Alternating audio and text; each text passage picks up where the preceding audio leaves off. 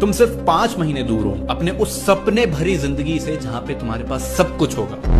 और जरा सोचो कि ये गारंटीड है कि तुम अगले 5 महीने में अपनी वो लाइफस्टाइल अचीव कर सकते हो, अपने गोल, अपने सपने अचीव कर सकते हो। ये गारंटीड है सिर्फ 5 महीने। फेल हो ही नहीं सकते, बस 5 महीने काम करना है। किसी भी एक नीश को पकड़ के उसमें बेस्ट बनने में सिर्फ 1000 घंटे लगते हैं। दिन के 8 घंटे देके 4 महीनों में उस नीश का, उस स्किल का सब कुछ जान सकते